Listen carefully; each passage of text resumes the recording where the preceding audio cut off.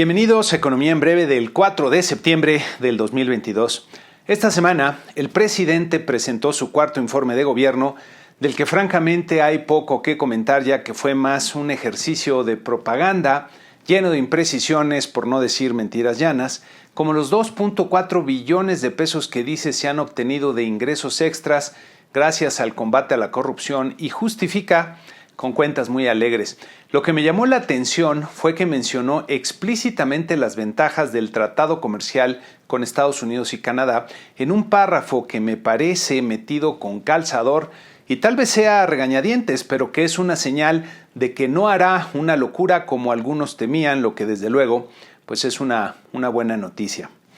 En los temas económicos de la semana tuvimos las cifras de la Encuesta Nacional de Empleo y Ocupación del mes de julio, que me parecieron muy extrañas y diría difíciles de interpretar. La tasa de desocupación registró un nivel de 3.43% en julio, aumentando un poco respecto al 3.35% de junio, pero es usual que en julio aumente esta tasa, ya que muchos estudiantes que salen de vacaciones pues buscan trabajo para el verano y esto presiona la estadística. Esto es lo que llamamos un efecto estacional y para filtrar este tipo de efectos se le da un tratamiento estadístico a la serie de datos para ver si en el margen, es decir, de un mes a otro, la variable en cuestión está mejorando o empeorando. De acuerdo a la desestacionalización que hace el INEGI, la tasa de desocupación bajó de 3.3% en junio a 3.2% en julio, lo que representa una ligera mejoría. Si vemos el número de personas desocupadas, este aumentó en 52.8 miles de personas para llegar a 2.042.000 personas. La población ocupada apenas creció en 8.6 miles de personas en julio, totalizando 57.435.000 personas. Lo que parece un excelente resultado es que el número de personas que requieren trabajo, que es la suma de los desocupados más los subocupados y los no activos pero disponibles para trabajar, se redujo en 1.6 millones de personas a un nivel de 12.8 millones que ya no está tan lejos de los niveles prepandemia. Pero lo más extraño de las cifras de la ENOE es que la población no económicamente activa y no disponible para trabajar creció en 1 millón de personas, lo que no es nada usual. En esta definición entran personas que declaran que no tienen trabajo, pero no lo están buscando activamente y tampoco tomarían un trabajo si lo encontraran.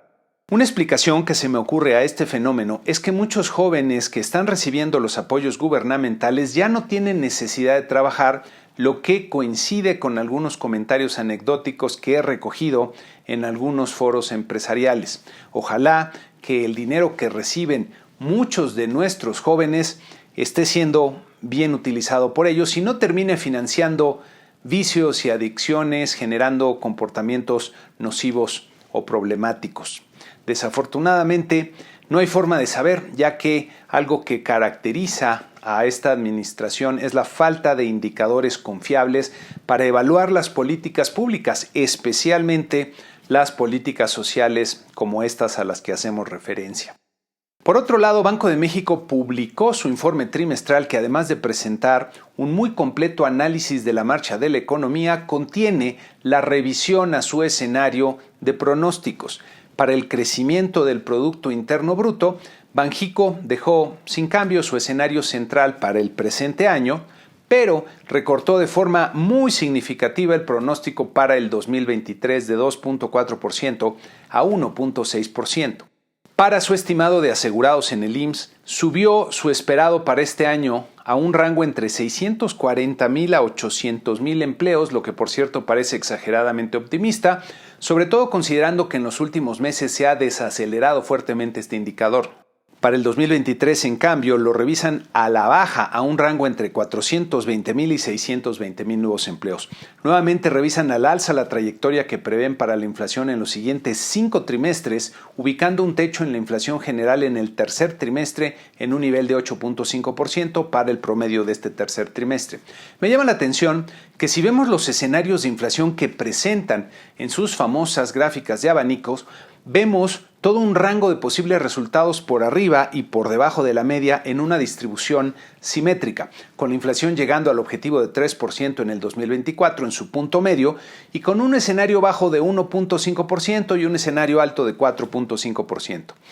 Pero, ¿por qué se supone una distribución simétrica para los pronósticos, sobre todo si la Junta de Gobierno está señalando con claridad que el balance de riesgos está claramente sesgado al alza? Los pronósticos que presenta el staff de Banxico seguramente son un ejercicio muy serio en su construcción, pero resulta poco útil para la discusión, ya que no es creíble que un escenario de inflación de 1.5%, que nunca se ha observado en los hechos, tenga la misma probabilidad que uno de 4.5%. Creo que aquí hay mucho espacio para la mejora, no solo en los pronósticos, sino también en el grado de palanca y efectividad que puede ejercer la política monetaria para afianzar la estabilidad de precios. Por cierto, qué bueno que ya estuvo la gobernadora Victoria Rodríguez en la presentación del informe y espero que se recupere rápidamente de las secuelas que le dejó el COVID, que la tuvo fuera de circulación por un buen tiempo.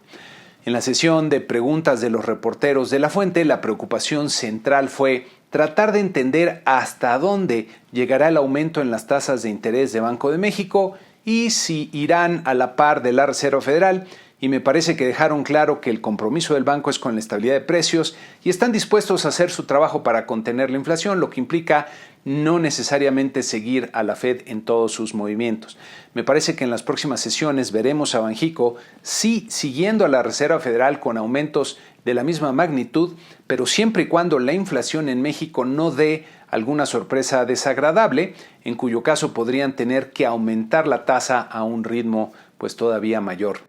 Banco de México publicó también los resultados de la encuesta que elabora entre los economistas del sector privado y que pueden ver en esta lámina junto con los pronósticos que tenemos en economía en breve. Para el pronóstico de crecimiento del PIB para este año, se observó una mejoría leve de 1.78 a 1.93%, aparejada a una baja de mayor magnitud en el pronóstico para el 2023 de 1.51 a 1.31%. La perspectiva de Casa es un crecimiento de 1.45% para este 2022 y luego una baja sensible para un crecimiento de 0.59% para el 2023, con un sesgo desafortunadamente a la baja. Los pronósticos del mercado para la inflación de este año aumentaron nuevamente, ahora de 7.83% a 8.15% en el índice general y de 7.07 a 7.61% en el subyacente. En mi opinión, terminaremos más arriba en la inflación general de este año, cerca del 8.5%, y para la subyacente veo un resultado parecido al del promedio del mercado. Para el 2023 veo una inflación todavía por arriba del 5%, mientras que el mercado anticipa 4.62%. El pronóstico de tipo de cambio para el cierre de este año del promedio del mercado se ha mantenido sin grandes cambios, diría cerca de los 20.8 pesos por dólar, pero en mi opinión terminaremos por arriba de los 21.60 pesos por dólar, sobre todo porque el ciclo de alza en las tasas de interés de los mercados desarrollados producirá un deterioro en los flujos disponibles para economías emergentes como la nuestra. Para la tasa de interés de referencia monetaria, el promedio del mercado revisa ligeramente al alza su pronóstico para el cierre de este año a un nivel de 9.70%, mientras que en el escenario de Casa vemos la tasa llegando al 10%. En otro tema, la Secretaría de Hacienda presentó las cifras de finanzas públicas del mes de julio con claroscuros importantes. Gracias al repunte en los precios internacionales del petróleo, los ingresos petroleros han repuntado con mucha fuerza y han permitido que los ingresos totales del sector público se mantengan creciendo de forma importante. En los ingresos tributarios sorprende el repunte en la recaudación por impuestos sobre la renta, que va a contrapelo de la actividad económica por la presión recaudatoria que está ejerciendo el SAT sobre los contribuyentes. En contraste, la recaudación por el impuesto especial sobre gasolinas y diésel presenta una cifra negativa de 209.5 miles de millones de pesos en la variación en el acumulado enero-julio, que representa el costo del subsidio que se está dando a las gasolinas para evitar que sus precios aumenten de acuerdo con el incremento de sus costos en los mercados internacionales. Por el lado del gasto estamos viendo crecimientos importantes en los renglones de pensiones y jubilaciones, en subsidios y transferencias y en el costo financiero, que sumados estos tres conceptos para enero-julio representan un gasto mayor en 220,000 millones de pesos comparados con el mismo periodo del 2021. Como resultado, el balance público mantiene en enero-julio un déficit de 254 miles de millones de pesos, incluso 2.7% real menor al del mismo periodo del año anterior, pero diría que con una estructura mucho más endeble, ya que se están creando fuertes inercias al gasto público que serán muy difíciles de cambiar, al tiempo que el costo financiero de la deuda irá en aumento y que se convertirán en un problema cuando se acabe la magia, entre comillas, que está impulsando los ingresos tributarios hasta el momento. Las cifras de financiamiento bancario de julio mostraron una nueva mejoría marginal, con el crédito a la vivienda manteniendo su tendencia al alza moderada pero ininterrumpida por la pandemia, lo que refleja la necesidad persistente que hay de vivienda en el país. El financiamiento a empresas y personas físicas con actividad empresarial presenta una desaceleración notable en los últimos 2 meses en su saldo en términos reales, manteniéndose, sin embargo, todavía 6% por debajo del nivel que alcanzaron en febrero del 2020, justo antes de que comenzara la pandemia de COVID en el país. El financiamiento al consumo siguió recuperándose a paso lento en julio, ubicándose todavía 9.7% por debajo del nivel que registró en febrero del 2020. Al interior del crédito al consumo, el destinado al sector automotriz se mantuvo básicamente estancado por cuarto mes consecutivo, ubicándose 14% por debajo de su nivel prepandemia. El financiamiento mediante tarjeta de crédito aumentó un poco en el mes de julio, pero sigue 11.4% por debajo del nivel prepandemia. Los créditos personales también avanzaron un poco durante julio, pero están 19.7% por debajo del nivel alcanzado en febrero del 2020. Los créditos de nómina han venido avanzando de forma consistente para ubicarse ya 0.3% por arriba del nivel prepandemia. El crédito destinado a la compra de bienes duraderos no automotrices es el que presenta un comportamiento bastante peculiar, con una tendencia ascendente, pero con escalones ocasionales muy marcados, entre los que destaca el de enero de este año, que posiblemente se explica por la anticipación que hicieron muchos hogares y pequeños empresarios que también se financian con este tipo de créditos para adquirir bienes que percibían serían más caros en el futuro cercano por la inflación y tal vez aprovechar tasas fijas en los créditos, ya que los bancos centrales están subiendo sus tasas de interés. Diría que la evolución del crédito sugiere que está aumentando la cautela entre los usuarios del crédito ante un entorno que luce cada vez más incierto y retador. En la medida en que se deterioren las perspectivas macroeconómicas y siga el ciclo de alza en las tasas de interés, me parece que veremos un cambio en la tendencia del crédito para volver a ver bajas en sus saldos reales. Las remesas que mandan los trabajadores en el extranjero a sus familias en México alcanzaron un nuevo récord en el mes de julio de 5.3 miles de millones de dólares, lo que desde luego ayuda a la economía de muchas familias. Pero si se piensa bien, resulta una tragedia, ya que estas personas tienen que arriesgarse para emigrar, dejar a sus familias y seres queridos detrás y contribuir con su esfuerzo y talento a la riqueza de otro país. El número de remesas superó nuevamente los 13 millones de envíos, cifra solo superada por la observada hace un par de meses. El monto promedio de las remesas se mantuvo por segundo mes por arriba de los $400. El indicador IMEF del mes de agosto, que recordemos es uno de los indicadores más oportunos para ver los cambios en el ritmo de la actividad económica, presentó claroscuros en el mes de agosto, ya que el componente no manufacturero se mantuvo en terreno de expansión, pero el componente manufacturero retrocedió de forma importante para ubicarse por debajo de los 50 puntos, es decir, en terreno de contracción. Es usual que el sector manufacturero sea el primero en registrar los cambios en la tendencia que hay en la economía, por lo que habrá que tomar la baja en el indicador IMEF manufacturero como un foco amarillo en el desempeño de la economía en general. En Estados Unidos, el reporte de empleo del mes de agosto presentó nuevamente una fuerte creación de empleos con 315,000 nóminas no agrícolas añadidas, lo que resultó un poco por arriba de las 293,000 anticipadas por el promedio del mercado.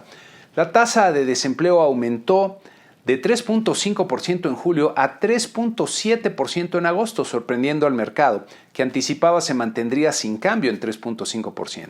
No obstante, sigue siendo un nivel muy bajo. Luego de estos resultados y de comentarios con un tono bastante halcón de algunos miembros de la Reserva Federal, me inclino a pensar que en su siguiente decisión de política monetaria repetirán el aumento de 75 puntos base en su tasa de interés de referencia. En otro evento que me pareció importante, el presidente Biden dirigió un mensaje muy duro e inusual a su nación para advertir que su democracia está en peligro ante los esfuerzos de Trump y sus seguidores más radicales. Biden dijo que Donald Trump y los republicanos MAGA, que se refiere a las siglas del lema utilizado por Trump de Make America Great Again, representan un extremismo que amenaza el fundamento mismo de su república. Dijo que ellos esparcen miedo y mentiras para obtener beneficio y poder, que atizan las flamas de la violencia política y que son una amenaza para los derechos personales, la búsqueda de la justicia y el Estado de Derecho y la mismísima alma del país. Muy inusual este discurso que habría que enmarcar en lo que está ocurriendo en torno a la lucha política rumbo a las elecciones de noviembre y a las presidenciales del 2024. El cerco de la justicia estadounidense parece estarse cerrando sobre el expresidente Trump, cuya estrategia básica de salida a los problemas siempre ha sido mediática y doblar la apuesta. Y ya veremos cómo evoluciona el entorno político en Estados Unidos, que se puede convertir en un tema también que llame la atención y afecte a los mercados. Para los mercados financieros, la semana pasada fue nuevamente muy movida, con una fuerte caída de 2.4% en el promedio de los 10 mercados accionarios que seguimos, y que estuvo bastante generalizada, como vemos en nuestro cuadro resumen. La Bolsa de Valores en México registró una pérdida semanal de 2.9%, a pesar de que el jueves y el viernes presentó rebotes importantes para terminar en las 45,889 unidades. El tipo de cambio siguió mostrando una volatilidad acotada, con una fuerte apreciación el pasado viernes para terminar en 19.95 pesos por dólar. Las tasas de interés de los bonos de 10 años de México y Estados Unidos se han movido de forma bastante sincronizada a lo largo del año, como vemos en esta gráfica, aumentando de forma importante en el último mes, respondiendo, creo yo, al cambio en la percepción de los mercados sobre la política monetaria de la Reserva Federal, que ahora se descuenta será más dura a lo que se preveía anteriormente. La semana que inicia tendremos mucha información importante en México que permitirá reevaluar las expectativas para el resto del año y las del 2023. Comenzamos el lunes con la confianza del consumidor del mes de agosto, que me parece se verá afectada por los altos niveles de inflación. El martes tendremos las cifras de inversión y consumo privado del mes de junio, así como la encuesta Citibanamex. El jueves es la fecha límite para la presentación del llamado paquete económico del gobierno federal, que establece las bases para la política de ingresos y gastos del año entrante. También tendremos los resultados de inflación del mes de agosto el jueves, y para el viernes se publicarán las cifras de la producción industrial del mes de julio. En Estados Unidos habrá poca información relevante, destacando el reporte de la Reserva Federal, conocido como Beige Book, y habrá también varios miembros del Fed en eventos públicos que habrá que seguir para ver hacia dónde se inclina la balanza para la siguiente decisión de la política monetaria en Estados Unidos. Para la sección Da Vinci me parece adecuado conmemorar a Mikhail Gorbachev, que falleció a los 91 años de edad. Gorbachev fue el artífice del fin de la Unión Soviética, cuyo experimento socialista fracasó rotundamente por sus contradicciones económicas, ya que dirigir toda la producción de forma centralizada por unas cuantas personas, excluyendo la iniciativa privada de los ciudadanos, produjo un desastre ejemplificado por las largas filas de pan que tenían que hacer los soviéticos, en las que se les iba literalmente la vida a millones de personas. La transición hacia una economía de mercado no fue nada fácil para Rusia y los estados que anteriormente se agrupaban en la Unión Soviética, pero abrió las puertas a una era de cooperación en la humanidad que permitió avances muy importantes en los pasados 30 años, con mucha gente alcanzando la libertad y saliendo de la pobreza en muchos países. Muy triste que no se le diera a esta figura mundial el funeral de Estado que se merecía, ya que el señor Putin pues lo ve de una forma muy diferente. Como quiera que sea, me parece que con el paso del tiempo, con la humanidad avanzando hacia una mayor integración y mejor cooperación, que esperemos pronto se reencamine, Gorbachov será recordado como uno de los líderes que abrió el camino para un mundo mejor. Y con esto concluimos este programa número 280 de Economía en Breve. A todos mis suscriptores les reitero mi agradecimiento y a los que todavía no lo son, los invito a suscribirse, ya que si buscan verán que no hay otra forma más breve y dinámica para estar bien informados del acontecer económico de México y de lo que pasa en el resto del mundo. Muchas gracias y que tengan una excelente semana.